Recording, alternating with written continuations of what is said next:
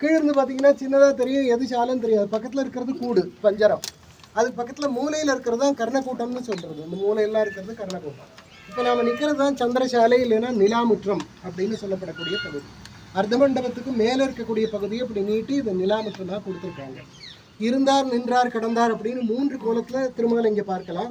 கீழே இருந்தார், இங்கே கிடந்தார், மேலே நின்றார். மேலே போக முடியாது, மேலே போக விட மாட்டாங்க. ஏணி வச்சு மேலே ஏறணும், அதுக்கு ரொம்ப ஸ்பெஷல் பர்மிஷன்லாம் வேணும். இந்த சுற்றுலையும் கூட நிறைய புராண சிற்பங்கள்லாம் அவங்க கொடுத்துருக்காங்க. அது ஒன்றுனா சுற்றி பார்த்தோன்னா நமக்கு இப்போது தெரியும். கிருஷ்ணரோட பலவிதமான லீலைகள், ராமரோட பலவிதமான லீலைகள், அவர் கடலை அம்பு இது பாலம் அமைக்கிறதுக்காக மிரட்டினது, இந்த மாதிரியான ரொம்ப அபூர்வமான காட்சிகள். பிற்காலத்தில் நமக்கு அந்த காட்சிகள்லாம் அவ்வளோ தூரம் கிடைக்காது. அந்த மாதிரியான அபூர்வமான காட்சிகள்லாம் இங்கே பார்க்கலாம் நாம். ஆக இங்கே பார்த்தீங்கன்னாக்க மேலே இந்த தளத்தோட மேலே கொஞ்சம் சின்ன நிலாமுற்றம் மாதிரி முன்னாடி எழுதியிருக்காங்க.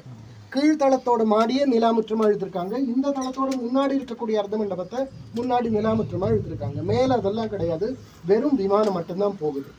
விமானத்தில் இந்த இடத்துக்கு பேர் ஹர்மியம். இந்த சுவர் இருக்கே, அதுக்கு பேர் ஹர்மியம்னு பேர். அதை சுற்றி இருக்கக்கூடிய இந்த கர்ணக்கூட்டம் இதெல்லாம் பார்த்துருப்போம். இதுக்கு பேர் ஹாரம் அப்படின்னு பேர். ஒரு மாலை மாதிரி பொருந்ததுனால அதுக்கு ஹாரம் அப்படின்னு பேர். எல்லா இடத்துலையும் ஹாரமும் ஹர்மியமும் ஒன்றா தான் இருக்கும். அதனால ரெண்டுக்கும் வித்தியாசமே தெரியாது. இங்கே ஹாரம் தள்ளி இருக்குது, ஹர்மியம் உள்ளே இருக்குது, நடுவில் இடைவெளி இருக்குது. இந்த மாதிரி இருக்கிற விமானத்துக்கு அனர்ப்பித விமானம் அப்படின்னு பேர். அர்ப்பிதம்னா பொருத்தப்பட்டதுன்னு அர்த்தம்.